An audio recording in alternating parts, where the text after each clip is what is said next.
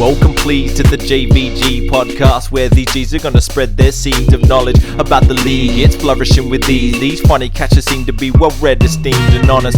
Like the man himself, Jeff Van Gundy. They are high IQ, so cerebral and funny. So if you're on the bus, just border on the dunny. Listen to the JVG NBA Tribute Show. Okay. Hey. Welcome to episode 128 of the Jeff Van Gundy Tribute Show. I am Lukas, one of your hosts, joined as always by my co-host Marco. Lucas, how are you? I'm very well, thanks. That's good. Been waiting with bated breath to deliver our drink for the evening. Oh, shit. Which isn't that good. What? But it's just the form in which... That's so fucking funny. Yeah. That's because you said fizzy drink.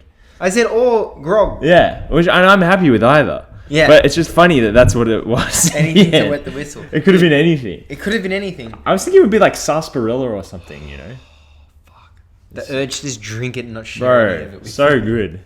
Yeah, we should have got one each.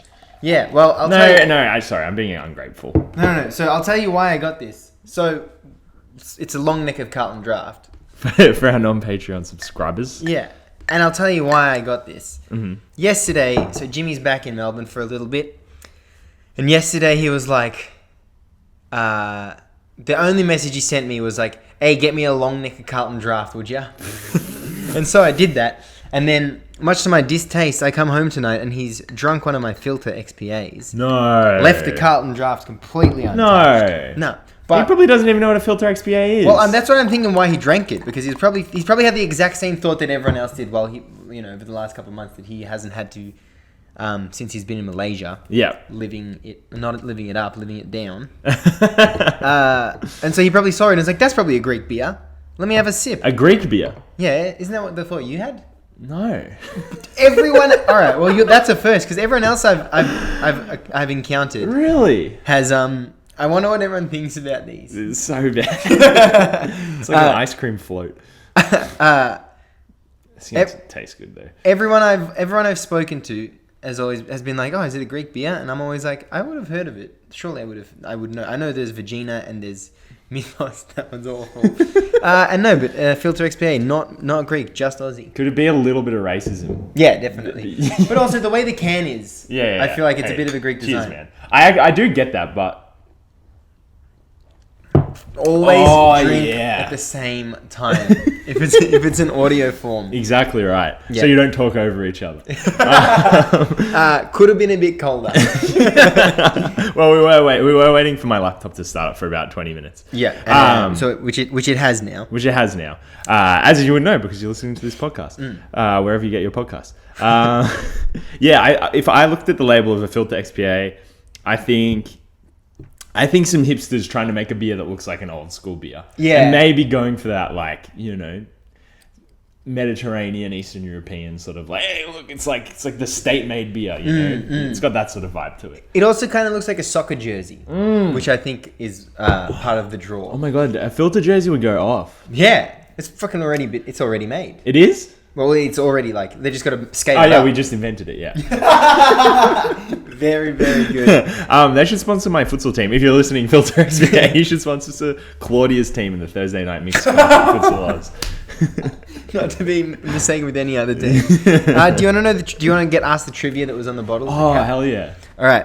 Which A-League team are also known as the Sky Blues? The bloody Sydney FC. Yeah, correct answer. Holy shit! The question was tailor-made for me. I know. One of the only A-League fans in the country. Sydney, also the home of Filter. Wow. So there you go. And not the home of Carlton Draft. Not the home of Carlton Draft anymore. Not sponsored by Gatorade. Back to Filter XPA just for a sec, even though we didn't get off it. I learned, I reckon, end of last year that XPA was a yum beer and not a bad one. Yeah. Because I thought it was closer to an NEIPA. Yeah. Or an IPA. I thought it was like an IPA but double the hops. Well, I don't know what it is. Yeah. But how IPAs have too much hops in them? You're like, oh, it's too hoppy. So gross. Yeah. I was like, oh, well, an XPA must be an IPA, but with 2 times as many hops. Yeah. Because he's like 2 eyes. Making heads. But no, so yeah, they're delicious. And then they started having filter XP on tap at the social club one Oh, time. really? I was like, I think they had Bolter and filter. And I was like, bang, bang, one after the other. Schooners, of course. God, that's sick. But and broken up with a Melbourne. God, what a selection of beers! Yeah, I that's had pretty good. that evening. That's pretty good. I'd love to go to the pub. I haven't been to the... Actually, I went to the... God, getting so sidetracked for a short episode.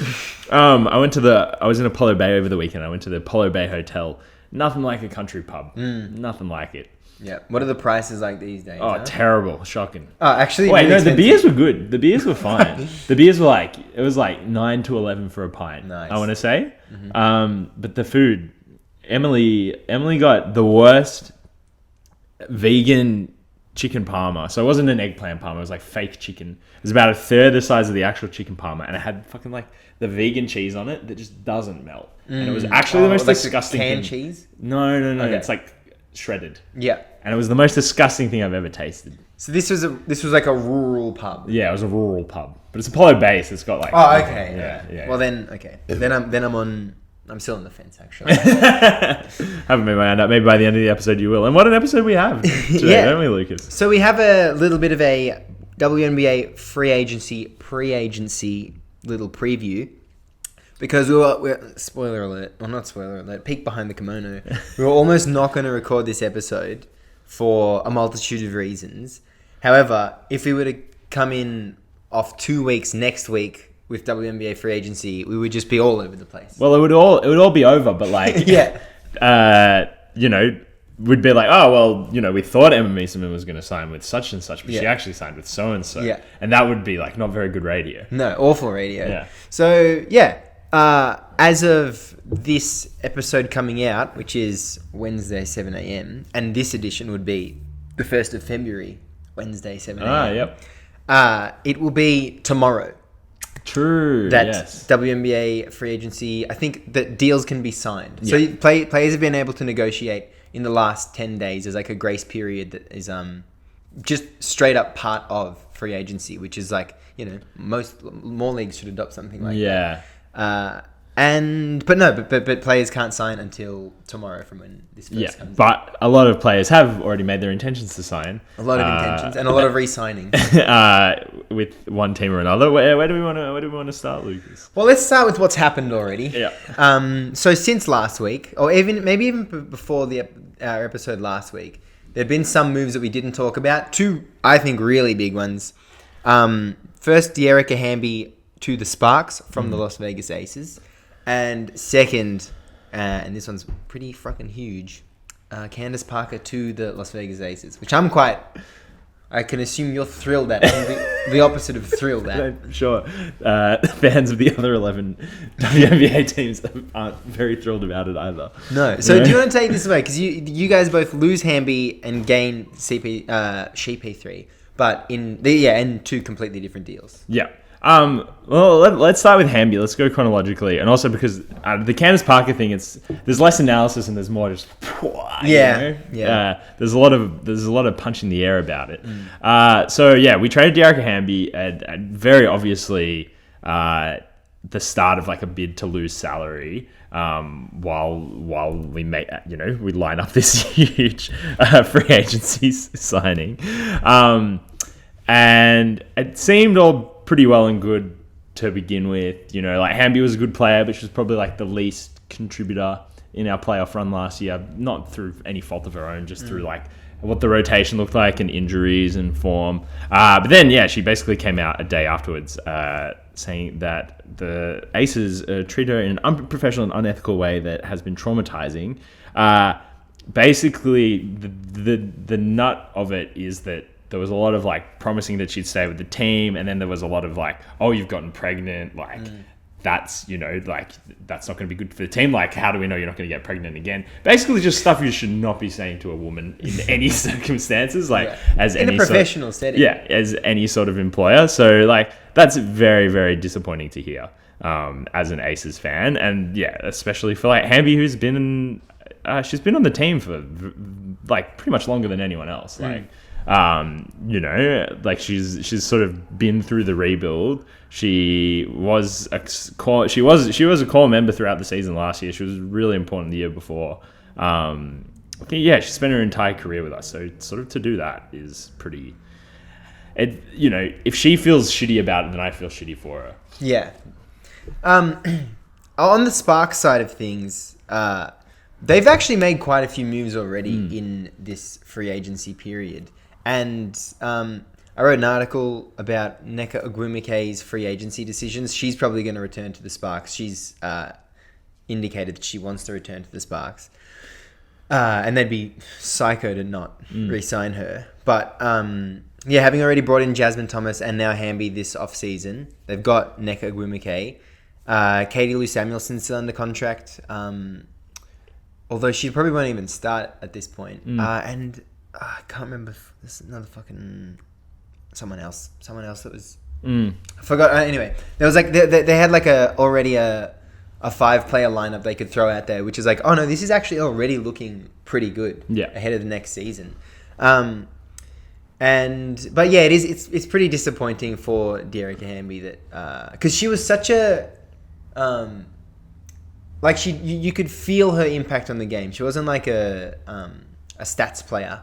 She was an impact player and like diving on loose balls type player. And there was one game, I think against the Sun. It was in the playoff run last series. She came in and she had like a 4-minute stretch. I was rereading my own article on the Aces finals run because I was like, I remember having one game. I want to just like reread that moment. And actually, side note, that article a bit more evergreen than you would imagine. Oh, nice. Because it was just like a roundup of the finals, but like it was like more you could more like relive it because it was so well written. Yeah. And maybe indicating what was to come for Connecticut for the season ahead. I don't know. Maybe we'll have to go and reread it again. And while you're there, I did have an article get posted. Decisions for the Dallas Wings. Oh, we're plugging it right now. And I just kind of talk about Dallas's pre-agency, so that won't be covered in this episode, but it is covered on thedeep2.com. I think that Hamby game, because she was sort of coming back from injury throughout the playoffs, and she was on a like kind of informal minutes restriction. And it was just because like sometimes, I think earlier in the playoffs, we brought her on and we had like a horrible run and it was like, all right, she's not ready. But you're right, that when she came on against the Sun, she sort of completely flipped the game for us. And it was like, oh, okay, this is like, like you're kind of saying, like the energy and the glue player that we were missing on a team that was just stacked with like, stars who wanted to score, which it wasn't a problem. Like we won the championship quite handily. I think as a relatively new WNBA fan, as a relatively new Las Vegas Aces fan, I think this Aces team might be like, we might be the bad guys. Yeah, absolutely. I can tell you. Kelsey Plum is just the mouthiest person in professional basketball. Becky Hammond, she looks like a Bond villain, and she gives me real evil vibes as well. And then obviously I think like the organization itself, maybe I don't know, maybe it's a bit of the Las Vegas thing. Like it's, the bloody, what do they call it? The Windy City. No. But it's like all the money. It's like the glamour, the attraction of like this, this big party city. Like maybe, attract certain people who work in the organization, even certain players who are a bit, less grassroots, less down to earth, bit cockier, bit more of bullies. And so, I mean, that's all well and good when it's like, okay, cool. We're the mean team that you don't want to come up against because we're going to play a little dirty and we're going to bitch you out. But it's shitty when you're treating one of like a storied vet of your franchise like that because of that culture. Yeah, I pulled up my article and it was in the first game actually, and the Sun were up 50-44 when Hamby came in. And then there was a stretch she made every single play offensively and defensively. Sorry, she had either assist, an O-board, got a loose ball, etc. And she kind of made the play happen. And at the end of the stretch, the Aces were up 53-52 and then never gave the lead away after that. So kind of a turning point in the finals. Yeah. I mean, the Aces were going to win the finals. If they had lost game one, I still would have picked the Aces to win the finals. But you can make the argument that was like the turning point. Exactly in the right. WNBA finals. Exactly right. And this is how you repay her. Yeah. You get significantly better. Yeah. Well, speaking of getting significantly better, so obviously that Hamby move has now led to us signing Candace Parker. Probably, I mean, not the biggest name in free agency, but one of the biggest. She's a former MVP. She's a 2-time champion. I think like she was probably the big name that was the most likely to move.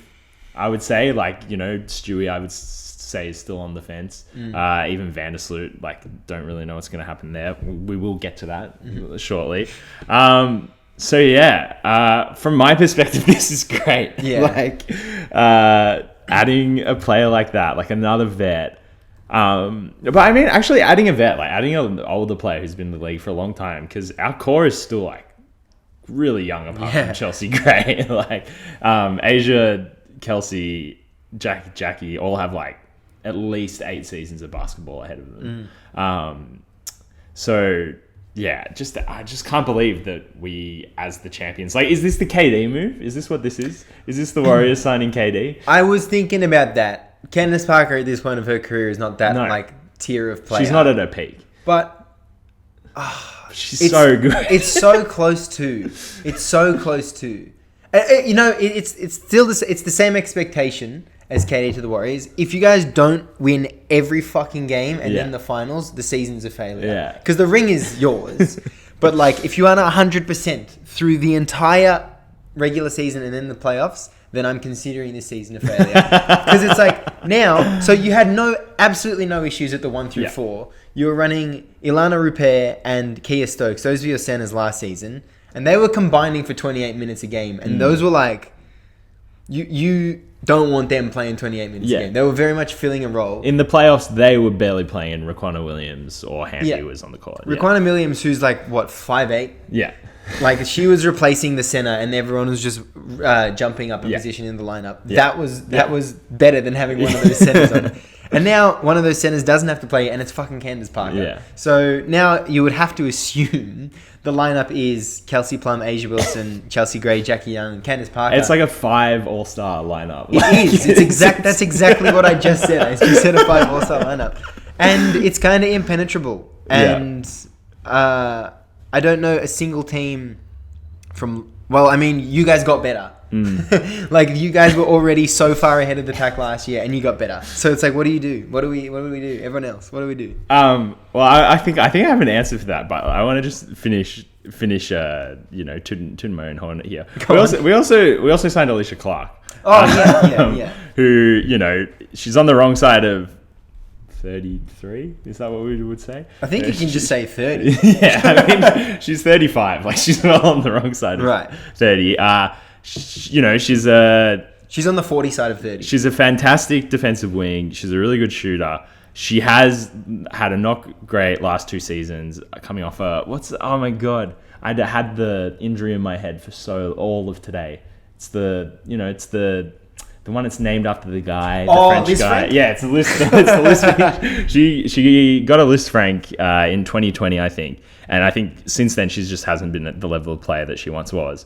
But having a defensive-minded wing who will actually definitely be coming off the bench just to throw on, when the going's a bit tough, when Kelsey Plum or Chelsea Gray need a bit of a rest, having her and Jackie Young on the wing, and then Asia and Candace inside as an option is just like an absolute... It's just an abundance of riches, really. Yeah.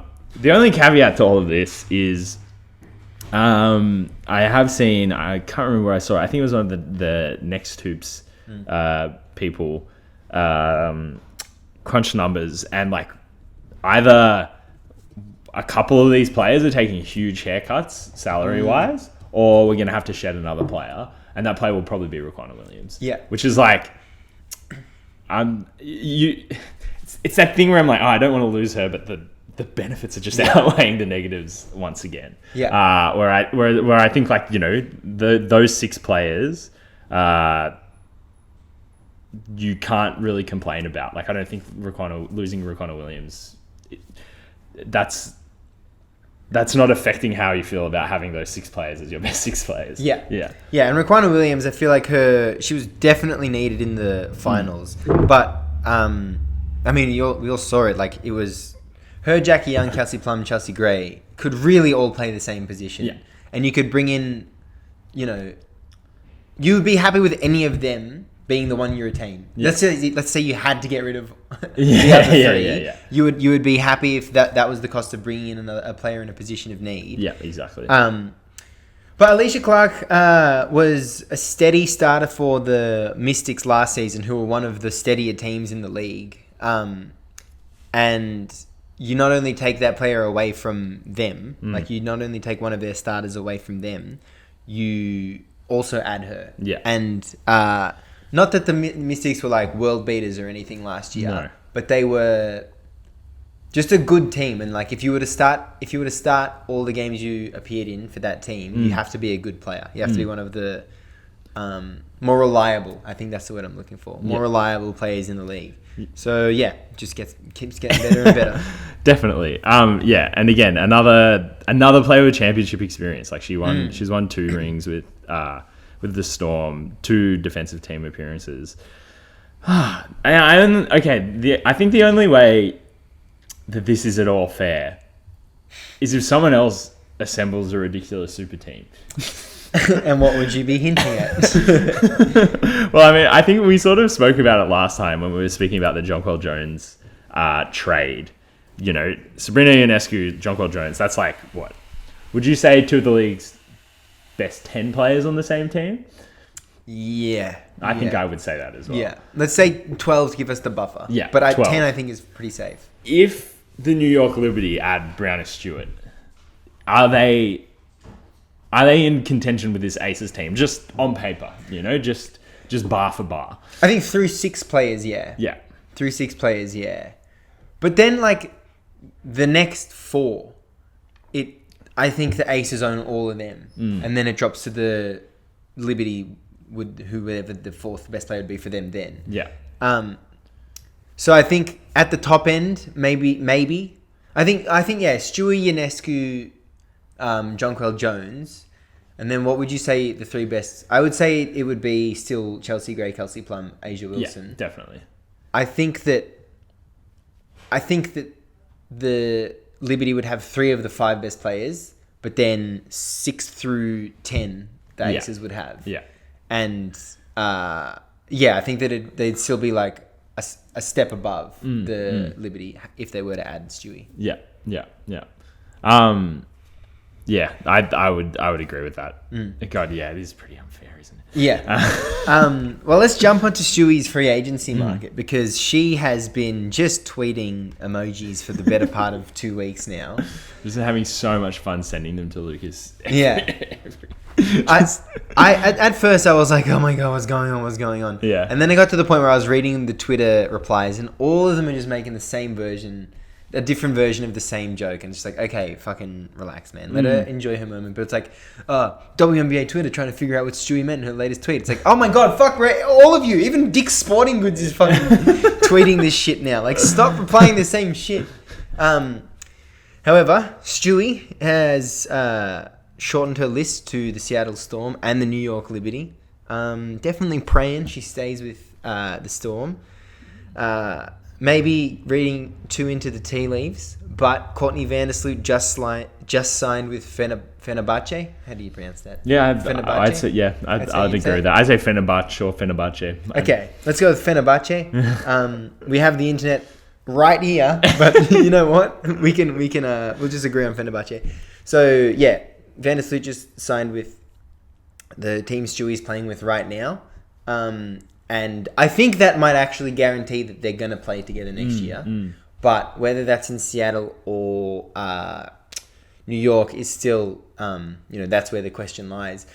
It doesn't feel very Stewie, though, to move to New York with Vandersloot after they had just added Jonquel Jones.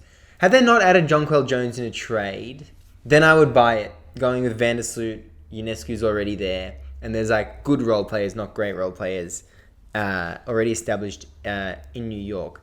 So I think that's me speculating, would be that they would both sign with Seattle. I mean, maybe me being hopeful as well, but it really doesn't feel like Stewie's a downhill runner. Yeah, but I think also, I don't know. I think maybe we're entering an era in the WNBA when it's like, oh, why the hell wouldn't I just go and play with the other best players in the league? Yeah. You know, like I think we're at a funny stage. It's kind of like a toppling over of talent where it's like, okay, there's like let's say more than 1.5 really good players on every team, right? Like all-star sort of level players. But then if you're Stu and you stay in Seattle and you get Courtney Vandersloot, like you're basically just the Storm from last year, right? Like you're kind of having the same go at it as you were last season. Like you've just substituted Sue Bird for like another really, really good playmaking point guard. And don't get me wrong, I think that would look great. I think you guys would look really, really good with, the return of Stewie and adding Vandersloot. But I mean, why wouldn't you go play with Jonquel Jones? Why wouldn't you go play with Sabrina Ionescu? Like it's probably like an experience you want to have as a player as well. And it's, I think like the league's in a position where it's not like these rosters constructions aren't unfair, because they definitely are, but they're possible. Like they're within the rules of the cap, and they're like, there's something that teams can make happen. So I don't know, if you're Breanna Stewart and you kind of done a lot in Seattle already, why wouldn't you take that opportunity? I'm just playing devil's advocate here because I don't really have a prediction one way or the other. So I think I want to first backtrack to a point I was gonna say before, and I think I should have mentioned with the Candace Parker stuff, is that I think Chicago is pivoting to a rebuild. Yeah. Potentially not their choice. Yeah. But with Candace Parker leaving, I now assume Vandersloot's going to leave, and I think Emma Mason will probably sign elsewhere. And Allie Quigley's out of contract as well. Yeah, but she's also, I think she might be considering retirement. Yeah, right. But yeah, so I think that Chicago might be off the board, which brings me to my next point. I think maybe Stewie and Vandersloot will be looking at the landscape of the league as like, we know how good the Aces are. I think Stewie might have felt a bit... I don't actually feel like Stewie felt hopeless off of last season's playoff run. I think that as a Storm fan, although the Aces seemed unbeatable, I think that maybe more consistent Jewel Lloyd performances, maybe one other threat for Seattle, I think that that's all we needed to give ourselves a shot. And I think that that's maybe the step that we need to take. And maybe that's what Stewie feels like. I hope. But like maybe she's like, fuck, Jewel Lloyd just needs to be better. We need a steady... We can just replace our steady point guard. Maybe Emma Meeseman's the other player that comes in. Yeah. As they're all playing together for Fenerbahce right now. Yeah. Oh, wow. Yeah, right. Yeah. Okay.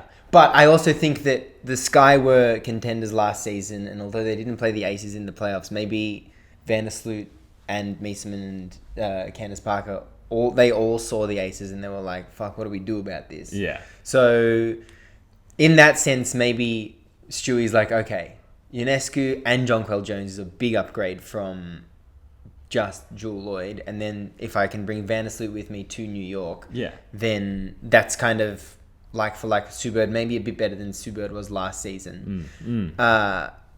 So maybe that's a good thing for the like overall product. Like maybe if New York get like reload with this absolute juggernaut of a team. I'm looking at their cap sheet right now. Ionescu's still on an entry level contract, which I would assume would be some form of a rookie contract. So she's still 150k below a maximum salary. Fucking Jonquel Jones is getting paid less than Natasha Howard was getting paid. Yeah, so she's on a really friendly contract. So there's this actually... They're actually the team with the, like... I think the Storm technically have the most cap space just by people being out of contract. But yeah, like Liberty can easily bring in 2 max players. Like they can pay Stewie what she wants to. They can play Vandersloot what she wants to be paid, because that's probably part of the thing for Chicago as well. Is like, we don't want to pay a max contract to our 32, 33-year-old point guard. What do you think about destinations for Mason? I like that you brought up Seattle because I don't know if her and Stewie could really play together. I feel like they operate in this kind of similar way. And then beyond that,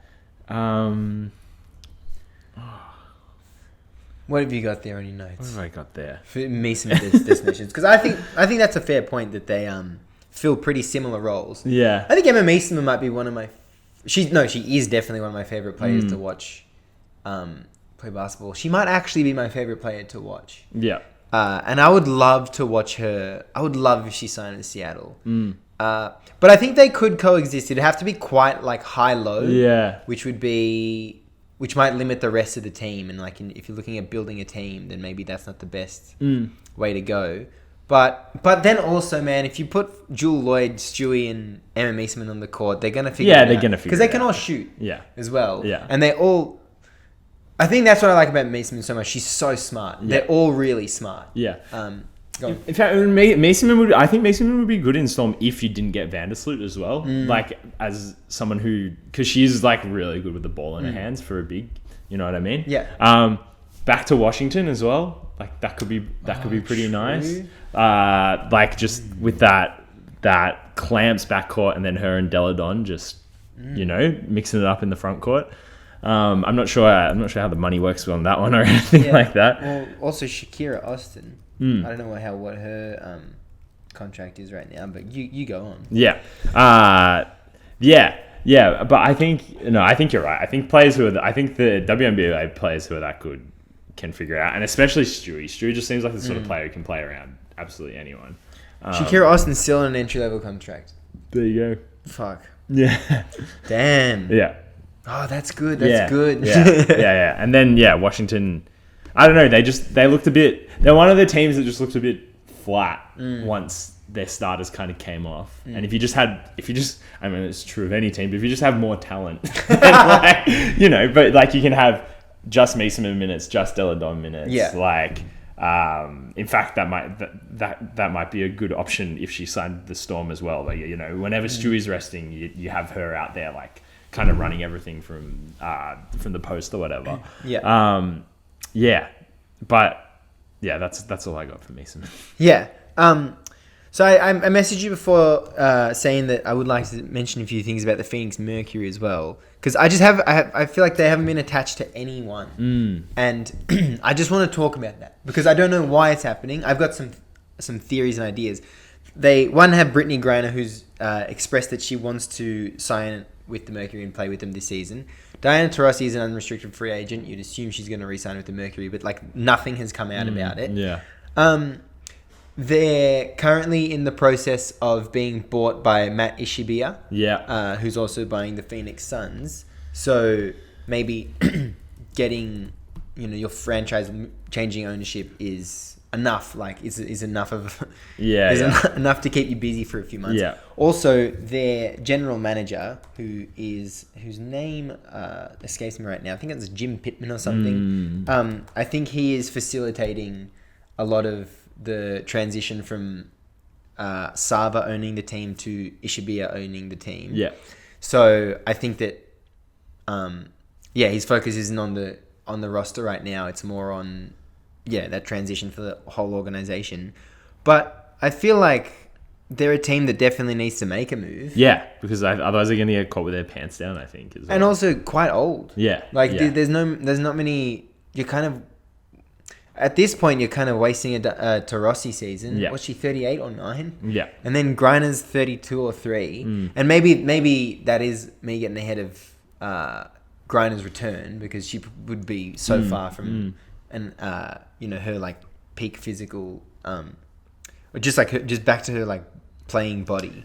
Go on. No, but I think it's also like if Breanna wants to play and sign with the Mercury, they're going to sign her no matter what. Yeah. You know what I mean? Like it's not going to be is she going to be good or does she fit where this team wants to go? Like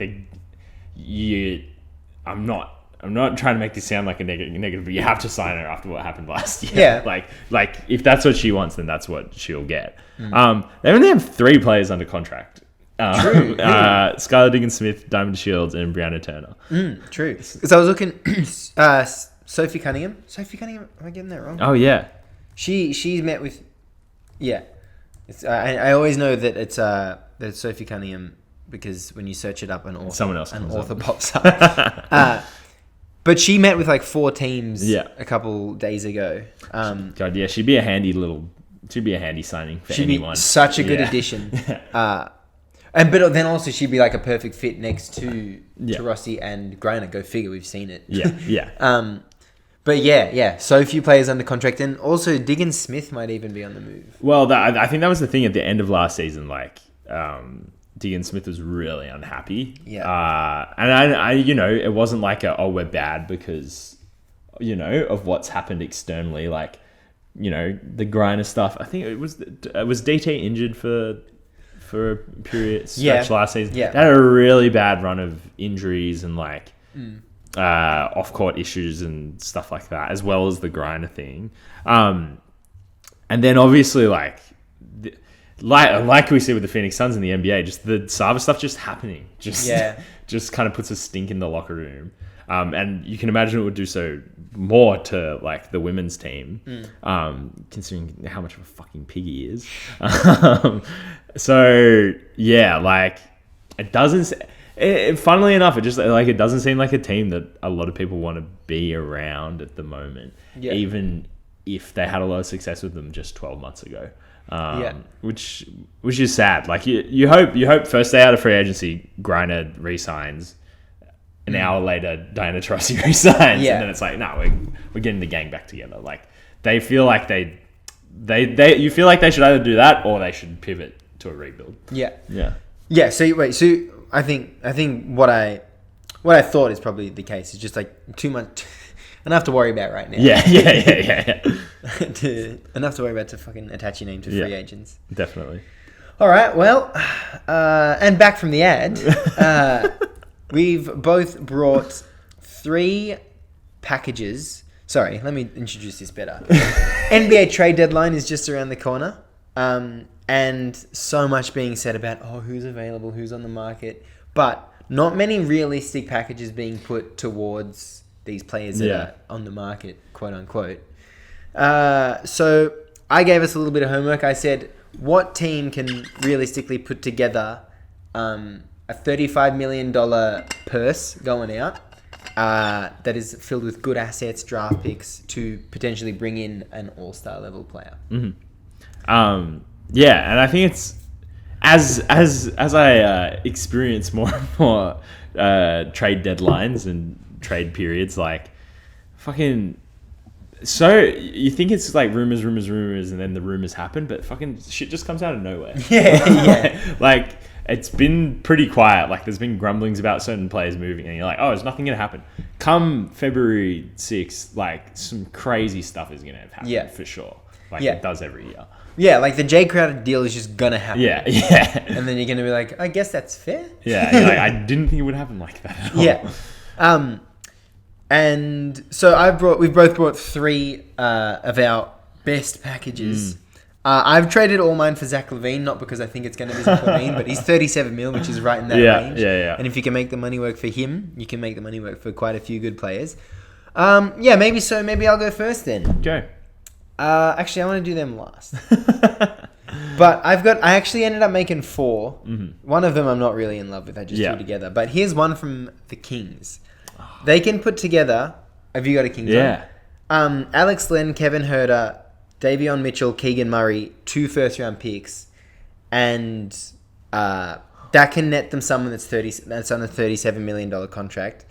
And of all the trades, those are the best, like, actual, real living assets for human beings that the team gets that makes whatever team is selling better. Well, I got a Kings one, and it's just completely different players. Oh, awesome. I don't think we have a single crossover. Damn. Because I approach this from, all right, if someone's trading their $37 million a year player, like, you want a mix of like expirings, picks, and like good youngish players or good players who can like.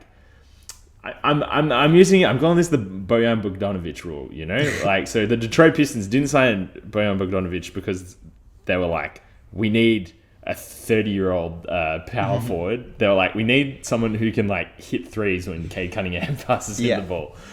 So I had the Kings giving up Harrison Barnes, Rashawn Holmes, and Malik Monk, and then they have. I think they have all their firsts apart from 2024, so you take your bloody pick of that. Yeah, but that does come with its own issues because they don't have the 2024 one. You can't trade the 23 or 25 one because of the step-in rule. Yeah. So these are the only two. 26, 28. 26, 28 you can do. Yeah, or yeah. 27, 29, which Yeah. is what I have. I think a team has taken my deal over yours. I'm sorry to say. Really? Yeah. Who you got? You got Harry Barnes, Rich Holmes. Rich Holmes I wanted to include, and I'm hot on him, but like I think he'd be easy to get. I think so. Kevin Huerter, Keegan Murray, Kevin Huerter, like fucking really good. the player. best asset I have. And in I any would of my say trades. the Kings wouldn't trade him. Like, Yeah. I'd say him and Murray are almost untouchable for him. Yeah. Well, this is what I'm saying is Yeah. that if they wanted to pivot into contending, Yeah. and you wanted to put someone next to Fox and Sabonis, Yeah. that these guys could net you not Zach LaVine, someone Yeah. much better than Zach LaVine. Yeah. No, I see what you're saying. I think Harry Barnes, he's on 18 mil and he's expiring. So there's a bit of cap space you open up for yourself there. Rich Holmes, 11 mil, he's got 3 years left. I think he's a good player, but like what a lot of teams aren't going to want him. And then Malik Monk, 9 mil, 2 years. I think Malik Monk is like the perfect player just to be there. If you're like pivoting to a rebuild, if you're pivoting to a younger team, because like he can kind of hit threes, he can kind of defend, and he just doesn't need much attention at all. Like he can just sort of do his own thing. But what are the assets? Like, because Monk, I would say, is an asset. True. I would say the 2 picks are more valuable than Monk. Yeah, definitely. Harry Barnes, I think if you can sign him on for like a couple more, 3 more years at 15 mil per year, that's good there. But what if you just want the cap space? If you just want the cap space, then it's a different story. Yeah. And then Rich Holmes, I'm hot on, but I think Yeah, that yeah, a team, I don't think that many teams are too hot on him. Yeah. Whereas I feel like Keegan Murray, every team would want to add him. Yeah, definitely. Kevin Huerter, every team would want to have So much. Kings would hate to see him go. Yeah. Davion Mitchell, I think okay, so Alex Len is just there for the money. Yeah. Davion Mitchell, He'd be a reclamation. Well, not a reclamation project because he's in like his second season in the league. Year 2 reclamation project. But the zest is kind of gone there with Davion Mitchell, and then the 2 picks. I think that Yeah. this one the Kings could probably even strip it back for player X. Do you think how much better do you think the Kings get from this deal if it's someone a little bit better than Zach LaVine? Pascal Siakam. Yeah, let's say that. I think that the Oh god, I would hate to see Siakam and Sabonis play together. it would be fucking horrible. I would hate it. It'd be just boring. Yeah. I think that the Kings could strip it back. Yeah. I think that if it was Siakam for this package, What if it was LaVine? Do you think? nah, dude. I don't think the Kings say yes. Yeah. Like not at all. Yeah. Not even close. But I think if it was Siakam in the deal, I don't think Siakam's the type of player you would want to give up Kevin Huerter. If you're giving up Keegan Murray and 2 picks, I think that maybe you can turn Kevin Huerter into Harry Barnes. Yeah. If you want to net a Siakam. Yeah. I'm trying to think. Like, yeah, because I think the Kings. It's interesting that we both went with the Kings because I think the Kings are the team that is not making a move at this deadline. Yeah. Like they're gonna be as good as they're gonna be this season, because you don't look a gift horse in the mouth. You make the playoffs for the first time. Yeah. In 13 years. Yeah. So longer than that, 15, 16. I think it was 04 maybe. Yeah. So 19. Yeah. Long. Yeah. But they are in like a very maneuverable position. Yeah, we'll meet you there. But how do they actually get better from either of these deals? You know what I mean? Like, Yeah. I think you lock yourself into a big 3, which might not work. yeah, exactly right. Yeah, and you lose all the things, like obviously, what's driven the Kings' success has been Sabonis and Fox, but also like it's all the little things. Like Huerter is turned into this completely other player. Keegan Murray's a rookie, and like, yeah, he's not Tim Duncan, but but like he is actually. I think he's a really good fit next to Sabonis, like long term. In terms of his skill set. So yeah, I think they're an interesting team because, and if you're a Kings fan, you should be bloody happy about this. You've got a lot of assets and maneuverability, and you don't need to use them right now. Yeah. Who's your next trade package? I got the Chicago Bulls. Okay. And this is an interesting one again because I don't think they're going to be a buyer at this deadline. But I also don't think they're going to be a seller. And if you're not going to be a seller and you're in about the 9th seed in the East, you should probably be a buyer. Nice. So I have the Chicago Bulls trading Nikola Vucevic, and then your pick / combination of Kobe White, Patrick Williams, and Alex Caruso. Oh, okay. And then I think they can trade their 27-29 picks. And they might be able to trade their next year's pick as well. So now Vooch, he's having a good season. I just don't think that he's an expiring as well. What are you going to re-sign him for next season? Yeah. You know, do you have to give him too much money? Can you get him on a good deal? I'm not sure. I'm really not sure. I think all three of those other players are like valuable to a whole variety of teams. Like Kobe White, I mean, he's still only 22 years old and he's not terrible. Yeah. Patrick Williams is slowly getting better. He's very young. And Alex Caruso, I think as soon as he is on like an actual contender will look as good as he is. You know? And then there's also a bit of, you know, if you're selling and you're like, oh, a Chicago pick, yeah, you know, DeRozan, 33 years old, like Zach LaVine, a bit volatile. They're giving up Vooch, then I'll take that pick. That could be pretty good in a couple of years. Zach LaVine has had a foot out the door for the past however many years. Yeah. I think. Do you think that could get them Siakam?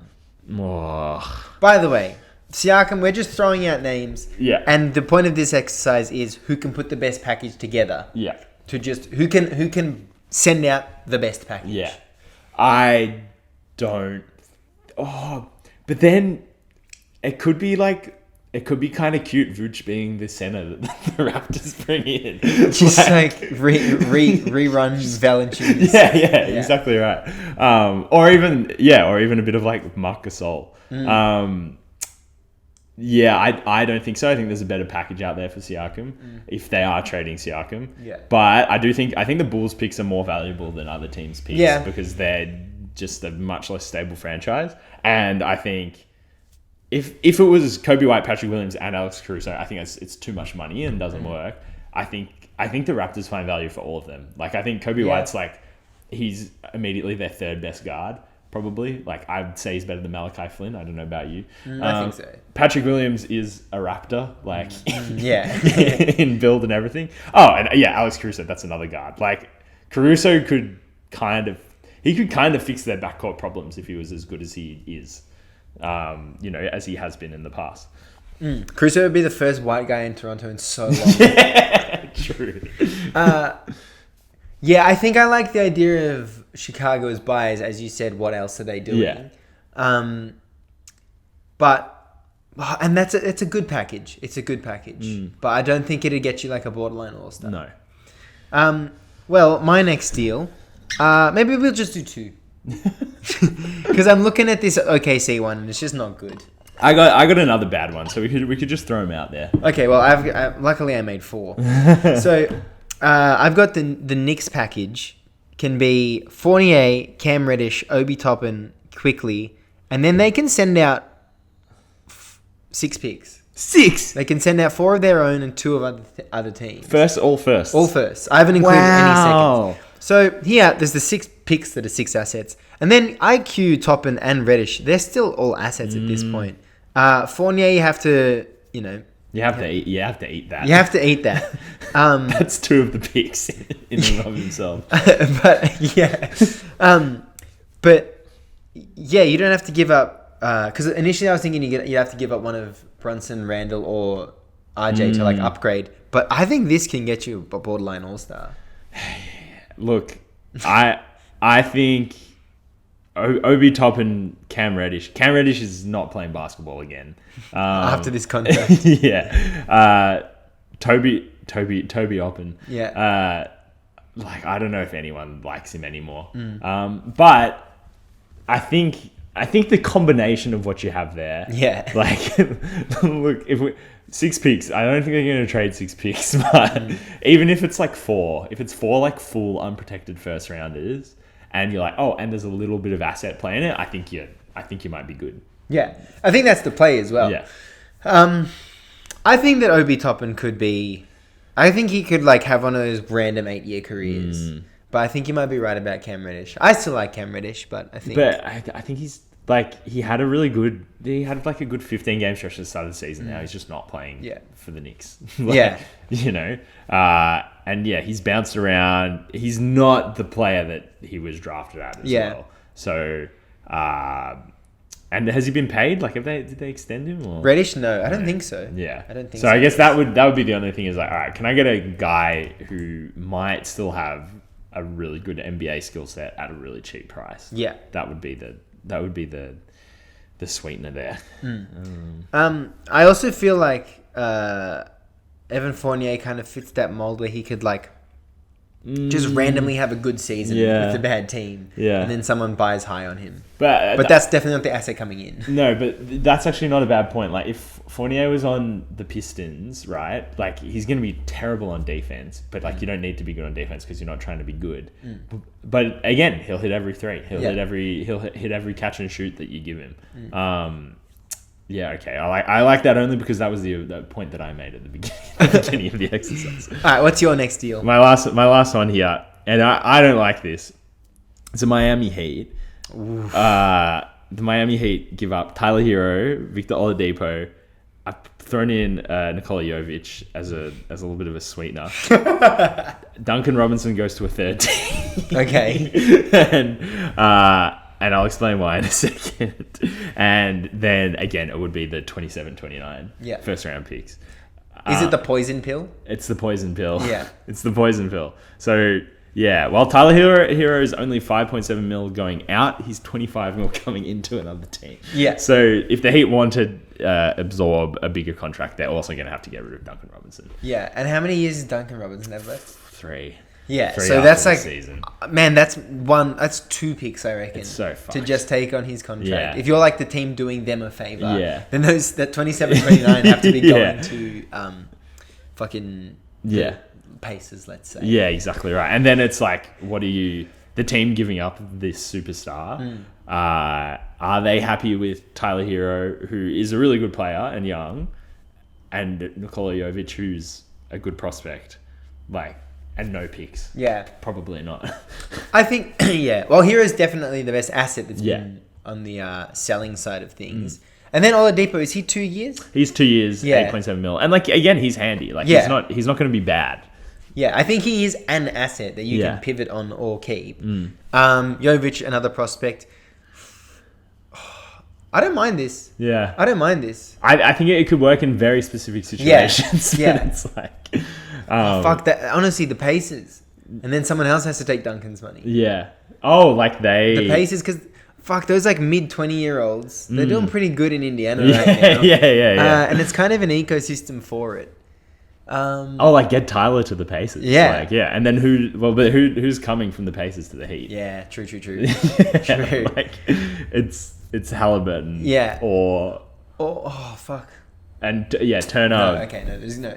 Turner's just signed his extension, which makes his. Well, actually, he puts him in the right money. Yeah. Well, just disregard that. No, I like this. And also, Miami definitely needs to make a move. Yeah. Fuck, man. It was very hard to make these packages. It was so much harder than I thought. Yeah. I was like, easy. Everyone has contracts around 10, 15 mil that other people in the league will want. They don't. I think something that I learned is that there isn't really a team that can bring in a superstar or someone that's established themselves as an all-star. I think the best thing that a team can buy is a borderline all-star. Yeah. This trade deadline. And who of the ones that are on the market do you want? Because I've used Levine as my money, but I don't want him. I don't want this guy that's had issues with Chicago. Yeah. Why would I bring him? Why would I take the flyer on him in the last 30 games of the season? Yeah, and then we've just said the best asset going out in all of these deals has been Tyler Hero. Tyler Hero is almost a borderline all-star. He's a explosive 20-point-a-night player. Yeah. Like, so yeah, how much of an upgrade are you really getting in this situation? Like, Yeah. if you're trading for Levine, you are not getting it. Like, it's almost straight up not an upgrade, given what you have to give up for him. Yeah. So, yeah, really hard. All the best to all the NBA teams before the trade deadline. Yeah. Well, but if there is a player that you need to get rid of this trade deadline, then as the buying team, you could fucking definitely rort someone. Yeah. True. I see what you're saying. But, yeah, who's in that position? Like, I don't think there's any players that are really, like, completely pushing to get out of the moment, it doesn't feel like it, at least. No. Maybe it'll pop up in the next week. Yeah, exactly right. Well, we'll fucking catch up with you guys next week, and feels like WNBA free agency, at least all the big moves will have happened, and maybe some of the big moves would have happened in the NBA. Yeah, I think so. I think we'll be looking at 2 very different leagues come next Tuesday. It'll be a very long episode. Yeah. And see you then. Ciao. See ya.